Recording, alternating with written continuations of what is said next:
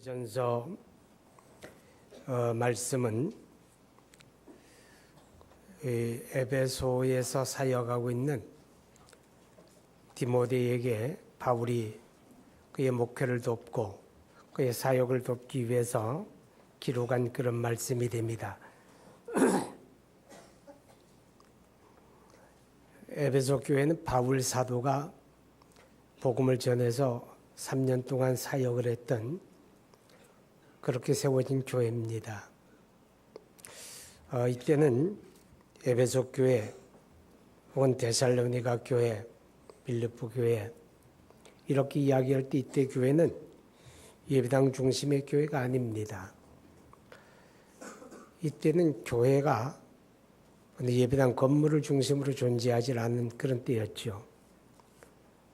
지금 교회가 다 이렇게 제도화되고 예배당을 중심으로 모이게 되는데 이때 교회는 가정 형태의 교회입니다.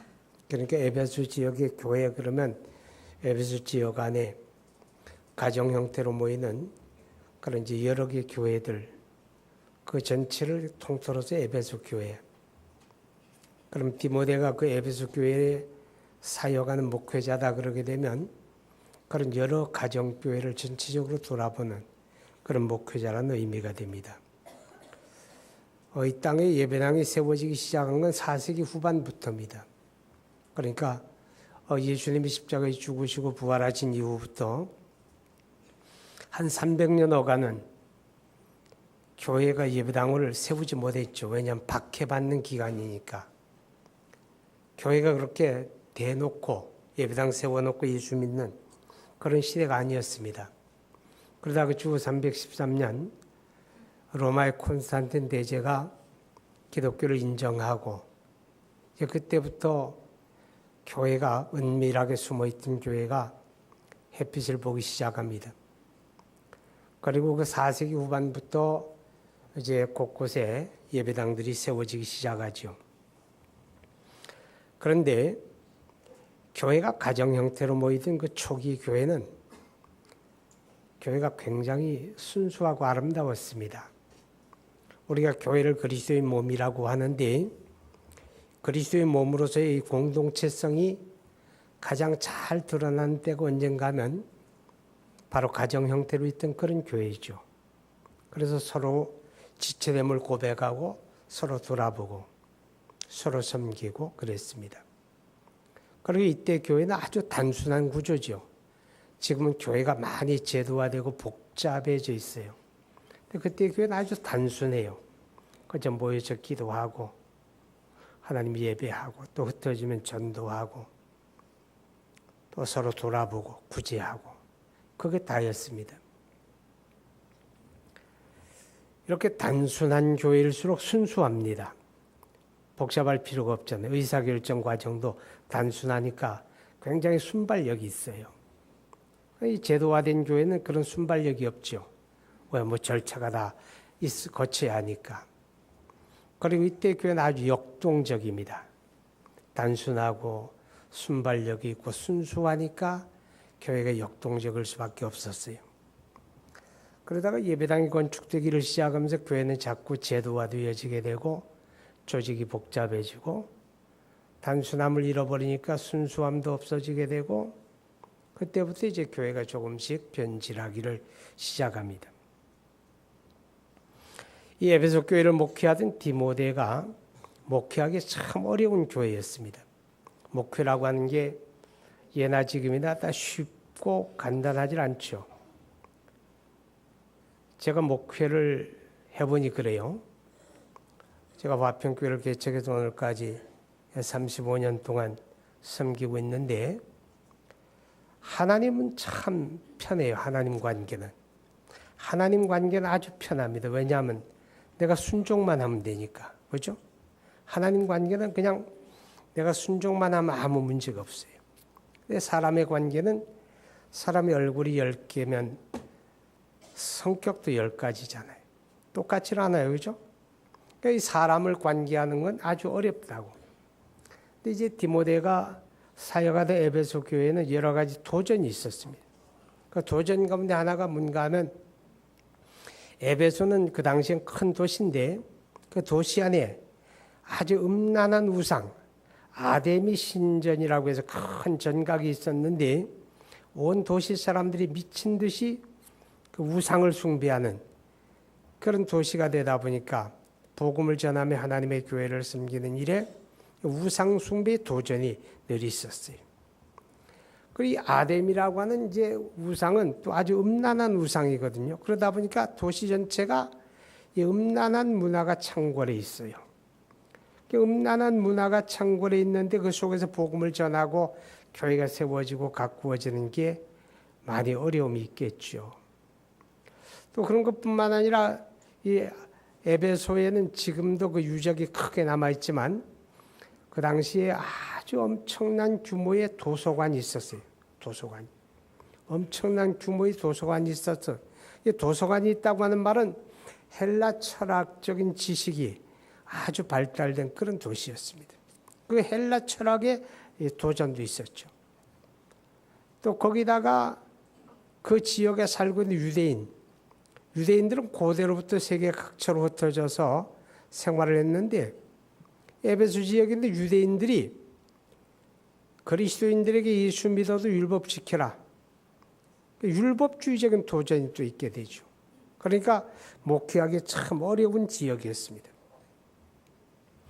그런데 성경 몇 곳에 찾아보게 되면 디모데가 에베소 교회의 목회자로 세움을 받았음에도 불구하고 이 에베소 지역 안에서 상당히 유력한 몇몇 사람들이 이 디모데를 반대하는 일도 있었어요.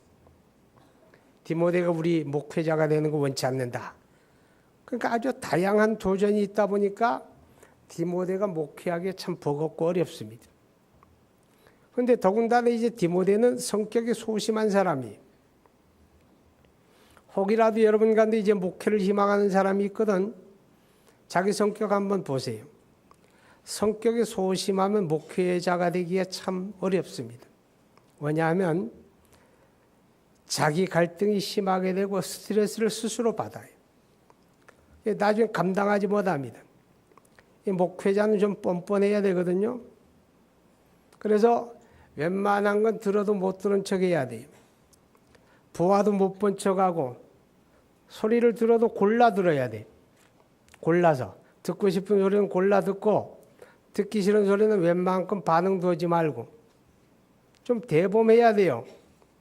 믿음이 없으면 배짱이라도 있어야 하는데 디모데는 아주 소심해요. 소심하다 보니까 그 많은 도전들이 자기에게 자꾸 갈등이 되고 상처가 되는 거예요. 게다가 또 디모데는 건강도 좋지 않았어요. 이 5장에 가서 보면 사도 바울이 디모데의 건강을 걱정하는 내용이 나와요. 그래서 디모데가 의기소침해가지고 목회가 위기를 맞이합니다. 그때 사도 바울이 사랑하는 아들 디모데를 위해서 이 디모데 전후서를 써서 보내는 거예요. 목회 현장에서 이런 문제가 나면 이렇게 해라. 하나님의 교회를 이렇게 섬겨라. 도움을 주기 위해서 디모데 전후서를 썼다 하는 겁니다. 자, 1절을 보게 되면 우리 구주 하나님과 우리의 소망이신 그리스도 예수의 명령을 따라 그리스도 예수의 사도된 바울은 그렇게 시작합니다. 하나님을 가리켜서 우리 구주 하나님이라고 그래요. 구주라고 하는 말은 구원의 주님이다 그런 뜻이죠. 하나님만이 우리 구원의 주님이라는 거예요. 그 말은 하나님만이 우리를 구원하실 수 있다 그런 뜻이에요. 하나님만이 우리를 구원하실 수 있다는 거죠. 왜냐? 여러분 이 말이 굉장히 중요한데 마가복음 10장에 보게 되면 어느 날 예수님이 이런 비유의 말씀을 하세요. 얘들아, 부자가 천국 가는 게 낙타가 바늘구멍으로 들어가는 것보다 더 어렵다 그랬어요. 어려운 거예요? 쉬운 거예요? 불가능하죠. 부자가 천국 가는 게 낙타가 바늘구멍으로 들어가는 것보다 더 어렵다. 그러니까 그 말씀을 듣고 있던 예수님의 제자들이 깜짝 놀라는 거예요. 아이고, 그러면 어떻게 우리 가운데 누가 구원을 받습니까? 도대체 어떤 사람이 구원을 받을 수가 있습니까? 이렇게 묻지요. 그때 예수님이 이렇게 대답을 합니다. 그래, 사람으로서는 할 수가 없다. 사람으로서는 누구도 스스로 구원할 수가 없다. 지식인도 자기를 구원하지 못하고 권력을 가지고도 자기 구원하지 못하고 인간은 어떤 노력, 어떤 방법, 어떤 수단으로도 인간은 인간을 구원할 방법이 없다. 사람으로서는 할 수가 없다. 그러나 하나님으로서는 다 하실 수 있느니라. 할렐루야. 그러니까 구원은 사람의 문제가 아니라 하나님이 문제라는 거예요. 하나님만이 하실 수 있는 문제. 하나님이 아니고는 절대로 구원이라고 하는 건 우리에게 있을 수도 없는 문제다. 이렇게 예수님이 말씀을 하세요. 그런 의미에서 하나님이 우리의 구원의 주님이죠. 우리 구주 하나님과. 하나님이 우리 구원을 위해서 어떻게 일하십니까? 인간에겐 방법이 없어도 하나님에겐 방법이 있죠. 그래서 하나님이 친히 그 아들 예수 그리스도를 이 땅에 보내시는 거예요. 그가 죄 없는 인간의 몸을 입고 우리 가운데 오셔서 이제 그가 십자가에 달려 피 흘려 죽으심을 통해서 우리 죄를 대속하는, 우리가 짊어져야 될 죄와 징벌과 형벌과 심판을 예수님이 대신 짊어지고 그가 피 흘려 죽음을 통해서 우리 죄를 대속하시는 겁니다. 바로 그 대속을 통해서 하나님이 우리를 죄와 멸망에서 구원하시는 거죠. 그러니까 구원은 인간에게는 길이 없어요. 그러나 하나님만이 하실 수가 있는 일이었다. 그래서 우리 구주 하나님이다. 그렇게 고백하는 거예요. 자, 그 다음에 두 번째 말씀은 우리의 소망이신 그리스도 예수의 명령을 따라 우리의 소망이신 예수, 그렇게 말합니다. 왜 예수님이 우리의 소망입니까? 예수님이 우리의 소망이라고 하는 말은 예수님이 우리 삶의 능력이요. 아멘. 여러분의 삶 속에 여러분이 능력 있게 살기를 원하면 예수 안에 있어야 돼요. 예수님께서 이렇게 말씀을 해요. 요한복음 15장에 보면 나는 포도나무에 너희는 가지다. 너희가 내 안에 있고 내가 너희 안에 있으면 저는 열매를 많이 맺느니라. 포도나무 가지가 줄기에 붙어 있으면 잘 된다, 그 말이에요. 여러분의 삶이 잘 되기를 원합니다. 잘 되는 방법이 뭐냐? 예수 밖에서 잘 될 수가 없어요. 가지가 줄기에서 떨어지게 되면 생명관계가 끊어진 거예요. 말라 죽는 길밖에 없어요. 어떻게 잘 됩니까? 그렇죠? 잘 될 수가 없잖아요. 자, 앞에 꽃 보세요. 예쁘잖아요. 이 한겨울에도 이렇게 그냥 꽃이 너무 예쁘니까 저게 가짜가 아닐까 그런 생각이 들 때가 있어요. 그래서 직접 만져봐요. 어떤 사람은 완전히 가짜가 아닌가 하고. 진짜예요, 진짜. 근데 꽃꽂이는 이걸 잘라가지고 줄기에 딱 자르잖아요. 그죠? 잘라가지고 예쁘게 만들어놔요. 그 생화지만 그 죽은 거예요. 그죠? 언제 죽은 거예요? 줄기에서 잘려지는 시간에 죽은 거예요. 죽은 것이 자녀 생명을 이제 며칠 동안 이어가는 거죠.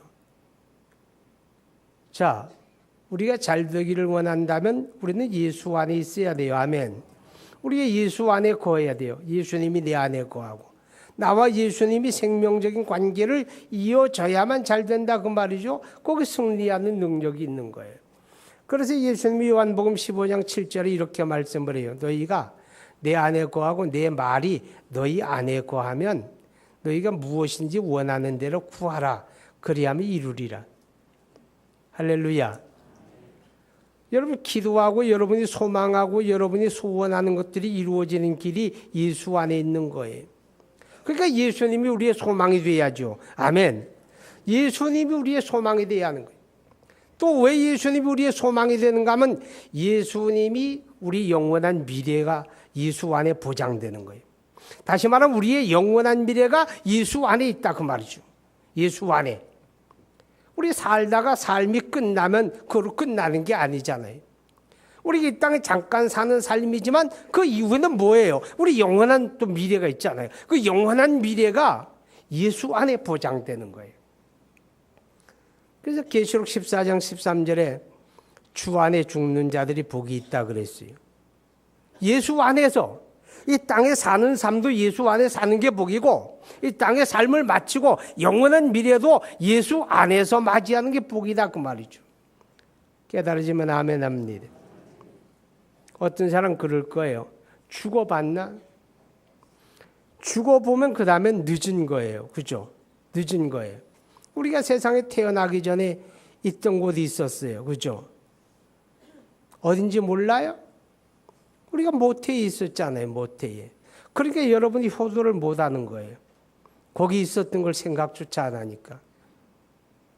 모태에 있을 때 이 세상이 이렇게 존재한다는 거 알고 난 사람 있어요? 인식했던 사람 있어요? 아무도 없어요. 저도 그래요. 몰라요. 때가 된 세상에 태어나잖아요. 근데 이 세상에 태어나서 내가 하얀 사람이 될 거냐, 노란 사람이 될 거냐, 까만 사람이 될 거냐, 세상에 나서 결정해요? 아니죠. 언제 결정해요? 모태 잉태될 때 결정하는 거예요. 까만 사람을 통해서 나면 까만 사람으로 나는 거예요. 하얀 사람을 통해서 나면 하얀 사람으로 나는 거예요. 우리는 한국인 부모님을 통해 났으니까 놀이끼리 한 사람으로 나는 거예요. 다음 세계도 마찬가지예요. 예수님으로 말미암아 나면 천국으로 나는 거예요. 할렐루야. 행복으로 나는 거예요. 생명으로 나는 거예요. 어디서 결정해요? 여기서 결정하는 거예요. 여기서. 우리 영원한 미래가 예수 안에 있기 때문에 예수님이 우리의 소망이다. 그런 뜻이에요. 한번 옆에 사람하고 인사 한번 해봐요. 예수 안에 살다 예수 안에 천국 갑시다.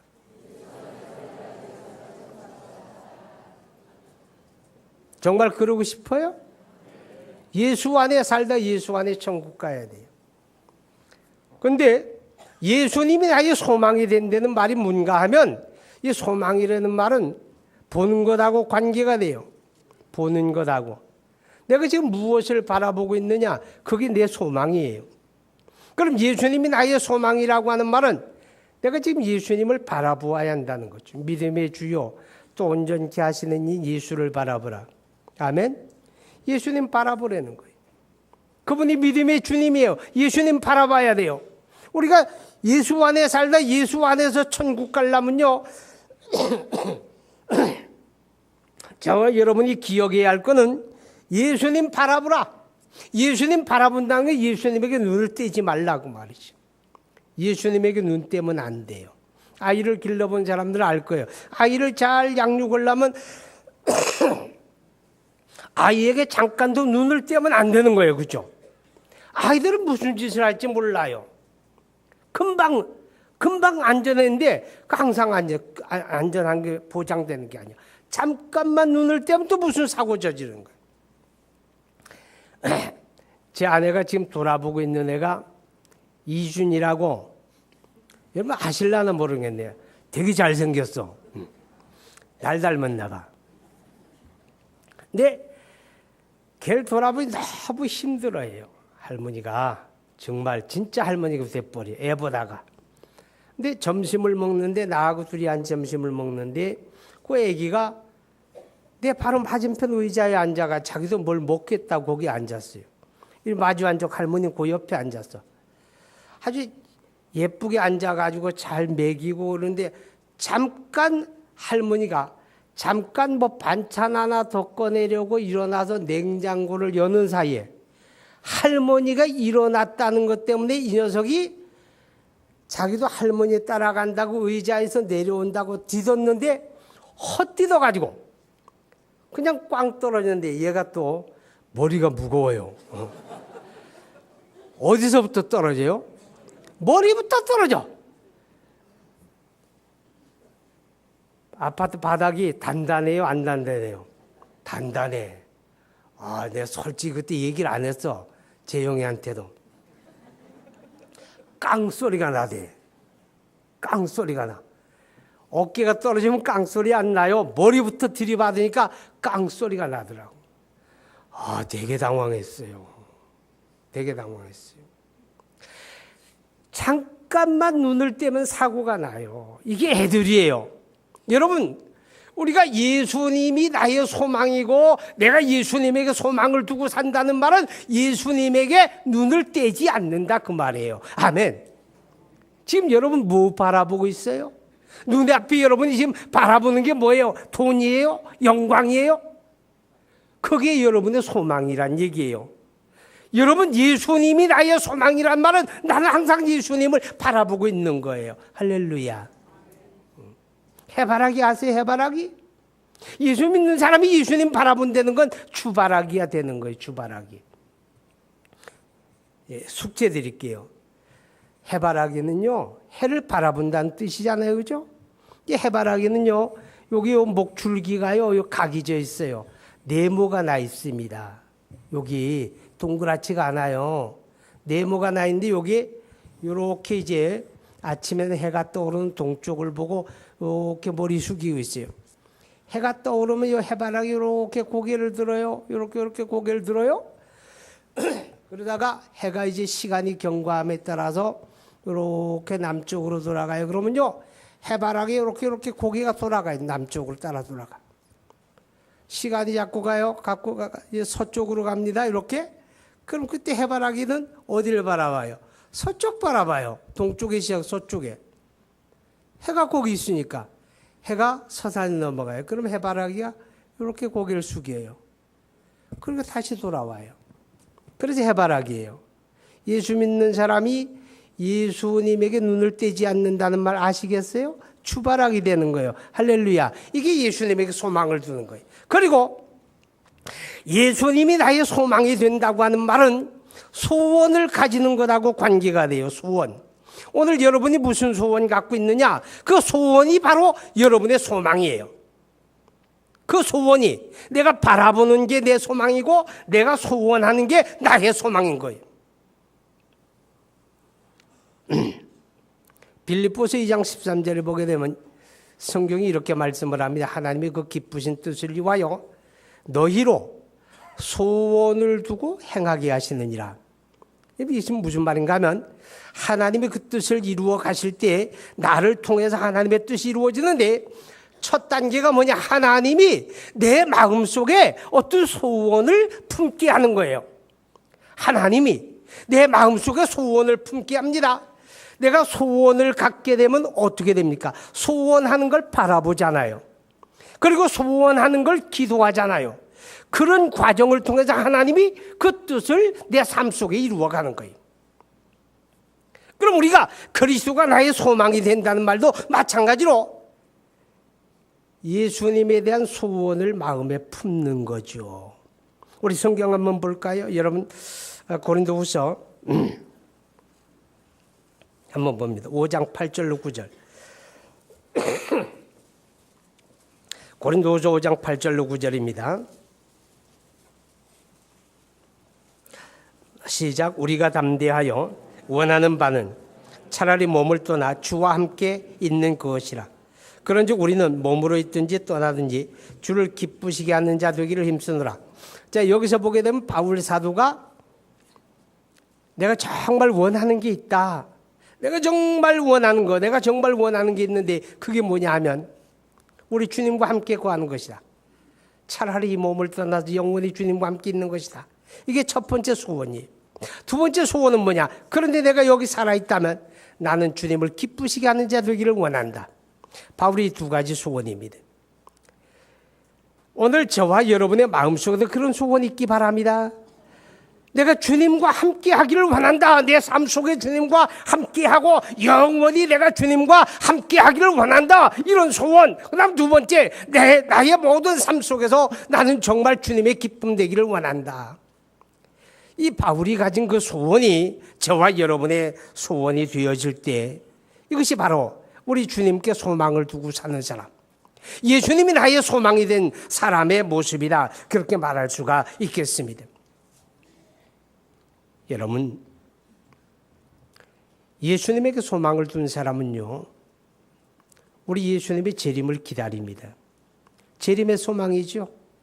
예수님의 역사 속에 우리 가운데 다시 오십니다. 아멘. 예수님의 역사 속에 우리 가운데 다시 오세요. 그 확실성이 뭡니까? 예수님 자신의 약속이에요. 너희는 마음에 근심하지 말라. 하나님을 믿고 또한 나를 믿으라.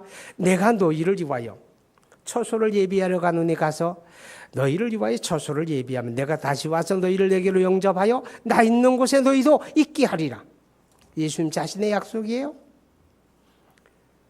하나님의 천사들의 전달이에요. 예수님께서 부활하시고 하늘을 올리워 가세요. 감람산 부근에서 갑자기 올라가세요. 그때 500여 사람들이 넋을 놓고 하늘을 쳐다봅니다. 그때 하나님의 천사가 나타나요. 갈릴리 사람들은 어찌하여 서서 하늘을 쳐다보느냐. 너희 보는 데서 올리와 간 예수는 너희가 보는 그대로 너희 가운데 다시 오시리라. 할렐루야. 천사들의 증언. 세 번째는 뭐예요? 사도들의 증언입니다. 모든 사도들이 하나같이 예수님의 다시 오심을 증언하고 있습니다. 예수님이 이 세상에 다시 오십니다. 아멘. 그럼 어떤 사람이 이렇게 물을 거예요. 예수님이 세상에서 뭐 그렇게 아름다운 추억이 있다고 세상 다시 오실까? 여러분 고향이란 데 있잖아요. 그죠? 고향. 요새 사람들이 되게 다 고향의 산부인과라 그래요. 그런데 고향에 대한 좋은 추억이 있으면 고향이 그리워져요. 그죠? 근데 고향에 대한 아주 끔찍한 추억이 있는 사람은 고향 가기 싫죠. 군대 가서 고생을 너무 많이 했던 사람들은 흔히 이런 얘기해. 내가 그쪽 보고 오줌도 안 눈다. 너무 싫으니까. 근데 예수님이 이 땅에 계실 때에 무슨 그렇게 아름다운 추억이 있다고 세상 다시 오시겠어요. 핍박받고 비난받고 버림받고 배신당하고 십자가에 못 박히고 끔찍한 고통과 저주를 당하시고 그게 예수님의 추억이. 근데 무엇 때문에 예수님이 세상에 다시 오세요? 그런데 다시 오시는 이유가 두 가지예요. 하나는 구원의 완성이에요. 두 번째는 하나님의 나라의 성취예요. 구원의 완성이 뭐예요? 우리가 예수 믿고 죽어 천국 가면 그게 완성이 아니에요. 하나님의 사람을 지으실 때 사람을 동물적인 존재로만 지은 게 아니에요. 영혼을 가진 존재로 지은 거예요. 그럼 보세요. 하나님의 구원이 우리가 예수 믿고 내가 죽어 천국 가요. 내 영혼이 천국 가요. 그럼 영혼만 구원받은 거예요. 육신은 뭐예요? 죽어 흙이 되어 땅속에 들어갔잖아요. 그러면 하나님이 지으신 사람이 온전하게 구원받은 거 아니에요?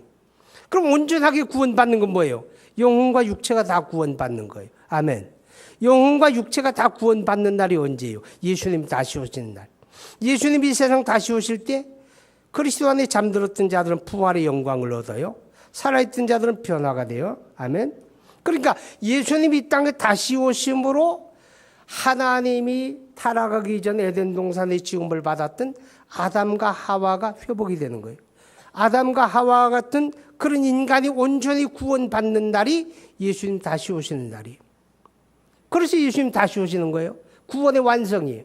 두 번째, 하나님의 나라가 이 땅에 이루어져야 돼요. 하나님이 아담과 하와를 통해서 에덴 동산에 하나님의 나라를 계획하셨어요. 그러나 인간이 범죄하고 타락함으로 유보되었어요. 예수님이 이 땅에 오셔서 우리를 구속하셨어요. 우리의 구원의 은총을 주셨어요. 그것을 통하여 하나님이 목적하는 건 뭐예요? 하나님의 나라를 이루시는 거예요. 그래서 우리가 늘 기도하잖아요. 나라가 임하옵시며. 그런 기도 언제 해요? 주의 기도에서 나라가 임하옵시며. 나라가 임하기를 원합니다. 하나님의 나라가 임하기를 원합니다. 하나님의 나라가 내 안에, 하나님의 나라가 이 땅에 임하기를 원합니다. 우리가 날마다 기도해요. 그 하나님의 나라가 이 땅에 성취되어야 돼요. 언제 성취되느냐? 예수님이 다시 오시는 날이죠. 아멘. 예수님이 이 땅에 다시 오시는 날, 그리스도 안에서 구원받은 그 영혼들과 더불어 그 성도들과 더불어 이 땅에 하나님이 계획하신 그 나라가 이루어지는 거예요.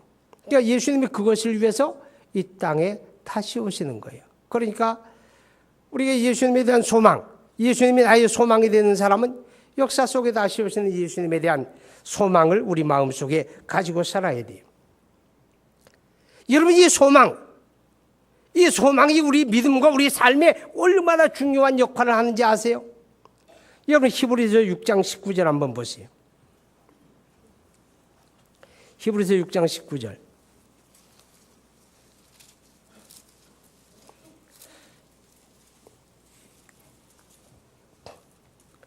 시작. 우리가 이 소망을 가지고 있는 것은 영혼의 닷 같아서 튼튼하고 견고하여 휘장 안에 들어가나니, 우리가 가지고 있는 이 소망이 영혼의 닷이라는 거예요. 닷이 뭐예요? 배가 해안에 정박하게 되면 조수에 밀려 떠내려가지 말라고 고물에도 닻을 내리고 후미에도 닻을 내려요. 거대한 쇳덩어리잖아요. 이렇게 갈코리진 거, 그죠? 그 엄청 무거운 거예요. 그걸 바닷속에 집어넣는 거예요. 그래야 조수에 밀려가지 않아요. 우리의 소망이 내 영혼의 닻이라는 거예요. 어디다 닻을 내리는 겁니까? 예수 안에 닻을 내리는 거예요. 천국 소망, 예수 재림의 소망, 예수님이 나의 소망 되어서 예수님을 항상 바라보고 살고 예수님을 내 마음속에 소원으로 간직하고 살고, 이 소원이, 이 소망이 분명한 사람은 이 땅에 살면서 믿음에 실패하지 않아요. 그 삶의 걸음이 갈짓자를 걷지 않는다 그 말이죠. 요한일서 2장 15절을 보게 되면 너희가 이 세상이나 세상에 있는 것들을 사랑하지 말라 그러지. 근데 그게 쉬워요? 어렵지요. 우리가 천국에 살고 있는데 세상에 있는 거 사랑하지 말아라 그러면 그건 너무 쉬워요. 근데 우리 집이 세상에 살고 있는데 너희가 세상에 있는 거 사랑하지 말라. 얼마나 어려워요. 어렵지요. 근데 감당할 길이 없는 건 아니에요. 우리가 예수님에게 소망을 두고 살면 세상에 살아도 세상 사랑하지 않는 거예요. 그 증거가 누구예요? 바울 사도가. 그가 고백하죠. 내가 선한 싸움을 싸우고 달려갈 길을 마치고 믿음을 지켰으니, 디모데후서 4장에 말해요. 내가 신앙의 선한 싸움을 싸웠다. 나의 달려갈 길을 이제 완주했다. 끝까지 믿음을 지켰다. 어떻게 그게 가능했느냐? 바울이 예수님에게 소망을 두고 살았기 때문에, 예수님이 나의 소망이 되었기 때문에, 예수님을 바라보고 살고 예수님에게 소원을 두고 살고 예수님이 나의 소망이 되니까 바울이 세상 속에 살아도 세상 사랑하지 않았고, 그 그리스도의 복음을 위해서, 그리스도를 위해서 엄청난 헌신과 봉사와 희생을 감당해요. 그 사역이 순탄하지 않았잖아요. 배고픔이 따르고 매맞음이 따르고 핍박이 따르고 환난이 따르고 감옥에 들어가고 죽임을 당하고 엄청난 역경 속에서도 끝까지 하늘이 그를 부를 때까지 감당할 수 있었던 이유가 뭐냐? 예수님이 나의 소망이 되었기 때문에, 그의 소망이 예수님에게 있었기 때문에 그게 감당했고 가능하게 되었다. 그렇게 바울이 우리에게 간증하고 있는 겁니다. 사랑하는 여러분, 예수님이 나의 소망 되시기 바랍니다. 여러분의 소망이 예수 안에 있기를 바랍니다. 그럴 때 우리는 믿음에 승리합니다. 우리는 두렵지가 않습니다. 우리가 세상을 살다 보면 고난이 와요. 질병이 와요. 위기가 와요. 문제가 너무 버거울 때가 있어요. 견딜 수가 없어요. 피하고 싶어요. 그럴 때 어떤 사람들 극단적인 행동을 해요. 그러나 영원한 소망이 있는 그리스도에게 소망을 두고 사는 사람은 감당하는 거예요. 힘들어도 내려놓고 싶고 포기하고 싶어도 포기하지 않는 거예요. 왜냐하면 눈에 보이는 이게 전부가 아니에요. 우리의 영원한 미래가 예수 안에 있기 때문에. 아멘. 그 감당하는 거예요. 오늘을 감당하는 거예요. 힘들어도 감당하는 거예요. 참는 거예요. 견디는 거예요. 그게 가능한 건 우리의 소망이신 예수님이 있기 때문이에요. 이분에게 저와 여러분의 소망의 닻을 내리시길 바랍니다. 기도하십니다. 우리 함께 기도합니다. 오늘 여러분의 소망의 현주소를 점검해 보세요. 무엇을 바라보고 있습니까? 무슨 소원 갖고 있습니까? 그게 여러분의 소망입니다. 예수님이 소망이 되어야 합니다. 예수님이 나의 소망이 되고 나의 소망이 예수 안에 있어야 우리 믿음에 승리합니다. 그가 나의 능력이고 그가 나의 영원한 미래입니다. 우리가 소망의 닻을 예수님에게 내릴 수 있기를 기도합니다. 하나님 아버지, 우리 하나님의 거룩한 은혜와 사랑을 진심으로 감사합니다.